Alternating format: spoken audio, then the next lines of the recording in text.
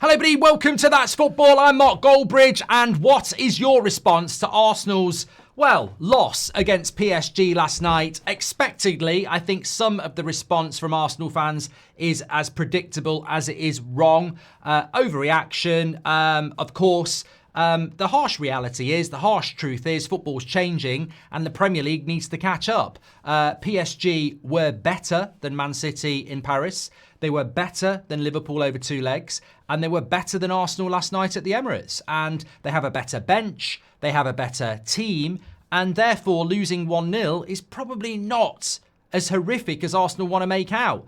I've seen comments about they can't handle the pressure, they bottled it, they got the system wrong. But ultimately, I actually think losing 1-0 to PSG in the way the game was going at times probably isn't a bad result for Arsenal. Now, they want to win. You want to win at the Emirates, but that's based on wanting to win the tournament, wanting to be better than PSG. And every Arsenal fan's going to want that. I get that. But in the cold light of day, the harsh truth is PSG are better than you. The cold light of day is you still don't have that striker, by the way. I mean, I know I saw Jamie Redknapp at the weekend talking about Man United and saying, we keep going on about the owners, we keep going on about the players. Let's start talking about the manager. No, let's keep going on about the owners and the players because that's the problem. You can't just get bored of the problem and create a new one. We can't just get bored of Arsenal not having a striker and create a new one. They haven't got a striker and they have a system that needs a striker. You look at PSG and the way that Nuno Mendes and Hakimi become part of the front line so often. I mean, I saw Hakimi almost in the striker position. He's a right back. They've got that interchangeable front three of Dembele, Kvaratskhelia, Doué. They've got a fantastic midfield three. Their system just really works. And I think there's a conversation about PSG we can have in a few minutes, like we did a couple of months ago, about this is the style of football I want to see implementing the Premier League. It's very easy on the eye. And Arteta is a little bit more Pep, isn't he? His style of football is very much Pep. Pass, not really creating anything, very reliant on set pieces. They don't have a striker. Arsenal are learning that. Look, let's deal with this, right? I look at Arsenal, without a striker, they were never going to win the league. And without a striker, it was going to be hard to win the Champions League. I think if you're an Arsenal fan looking at that team performance last night and going, you should be doing better, I'd love to know how. I'd love to know how an incomplete Arsenal side is supposed to beat a PSG side that had multiple options on the bench and a system that they're all comfortable with. Yeah, they don't have a natural striker, but they've got one on the bench in Ramos if they want one. It's a conscious choice. The Arsenal team needs one and they don't have one. So you're always going to be, exposed if you come up against a team that's better than you. And PSG were structurally and actually better than Arsenal. It's a harsh truth. I can't be doing with the people who moan about stuff and start talking about bottling it or not being able to deal with it or this, that and the other, when the reality is they were just better than you. Whether it's slightly better or hugely better, they were just better than you. And Arsenal's job is next season to have that striker. Apparently they're going to bring Zubimendi in and get stronger. And I think when you look at Arsenal, there is this impatience for them to be winning titles and winning the Champions League, but they can't seem to swallow the reality that Liverpool were better than you. That's why they won the league. PSG were better than you. That's why they've got a lead in the first leg. Can you produce something in the second leg? It's not beyond the realms of possibility, but if you don't, it will be because PSG are better than you. And I think that is a hard pill to swallow, but you look at the journey Arsenal have been on from when Arteta came in to where they are now. Yeah, there's an eagerness to win things. And I think next year, I predict Arsenal will win the league next year if they bring a striker in. Doesn't mean they will, but I think they have to look at doing that. 3 years in second place, a Champions League semi-final, if that's what it is to be. Next year, you've got to be going better than that. And Arsenal predominantly have shown improvement year on year. And Arteta will be there next year. So Arteta out, come on. I agree with Odegaard, though. That was the one thing I would say before we talk about the brilliance of PSG. I do think Odegaard, from what I've seen over the last few weeks, just not good. And when he's getting subbed off in a game like that with time left as the captain, it ain't acceptable. I don't know what it is with him, but, every player goes through a bad patch, and he is going through a bad patch at the moment. And considering he had that injury at the start of the season, you'd expect him to finish the season, having lost a proportion of it at the start, better. He is struggling at the moment. I think he's too good for it to be a longer term problem, but you could consider dropping him next week. I don't know whether that will happen, but he's struggling at the moment, Odegaard is. And Arsenal have a lot. I mean, we do need to expose this. I looked at the bench at half time and I was like, oh my God, that is still something Arsenal need to work on. Like, you look at when Man City were good, you look at PSG last night, you've got to have a bench. You've got to have, I mean, Villa have got a better bench than Arsenal. And that ain't acceptable. Arsenal need to look at that. You've got to have options when things aren't going well. You've got to have a plan B, and they didn't have that.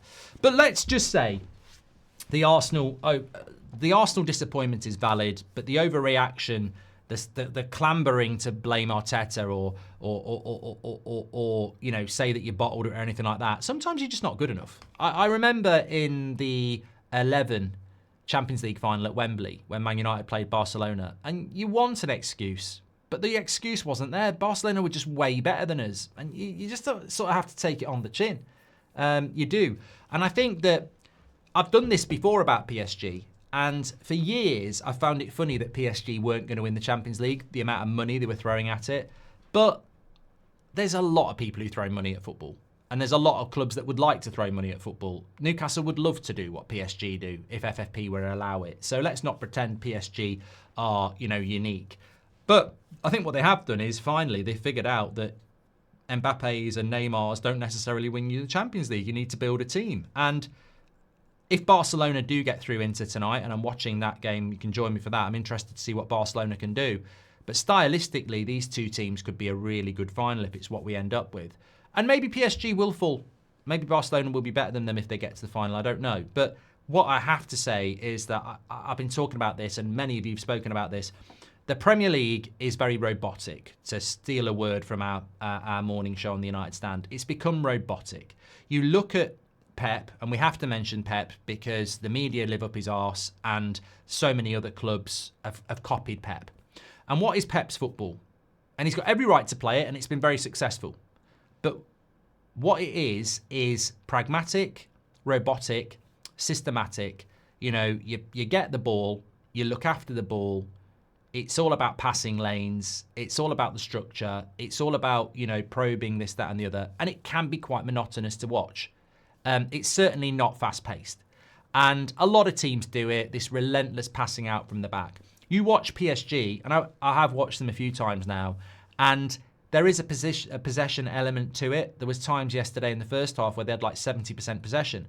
So there is a possession element to it, but there's also a speed to it when they want it. They can shift from one side of the pitch to the other really quickly. And the reason they do that is you've got Hakimi and Dembele on one side, and you've got Kvaratskhelia and you've got Mendes on the other. And they want to go, right, if we're overloaded on this side, let's go to the other side and use them and exploit that space. And that's why they move from one side of the pitch to the other really quickly, because they know they can go from Dembele to Kvaratskhelia, and they both can get the both, and they're both given license to run at people, as we saw with the first goal. This is really refreshing to watch as a Premier League fan. They've got a brilliant midfield. Neves, Vitinha especially, the way they, work so hard and feed the attack and protect the defence as well. They've got brilliant fullbacks. They're just a joy to watch, and their goalkeeper's fantastic as well. They do give up chances, but they do create a lot of chances. It's a lovely style of football to watch, and I hope and expect that Premier League clubs will be looking at this. This is the positive. Premier League clubs will be looking at PSG and going, this is the way football's heading then.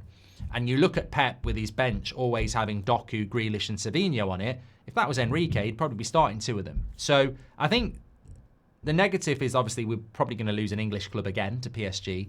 But the positive is, in a footballing sense, this is how I want to see football played. It's more rock and roll than opera. And I think that we've become so pragmatic and robotic in the Premier League. I want to see this style of football coming in. There's nothing more exciting than seeing wingers run at people. And I've got to take my hat off to PSG. They did this in the first half at Villa. They did it at Anfield, and they did it at the Emirates yesterday. So many times we see fantastic European sides come to England and get lost in the atmosphere or whatever it is, or the intensity.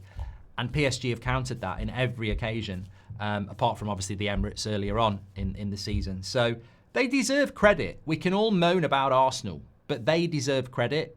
Their style, their attitude, their bravery, their confidence. You know, stylistically, I do tip my hat to it and hope that this comes to the Premier League, because we need to move on from what the Premier League can be at the moment, which is quite robotic. As for Arsenal, I just still think Arsenal are on a trajectory, and I still think that some of the players that they're linked to in the summer, and bringing in that new director of football, Berta, who's going to want to make a statement. If Arsenal finish second and get knocked out in the Champions League semi-final, it's not the trophy they crave, but I still think they're on that journey.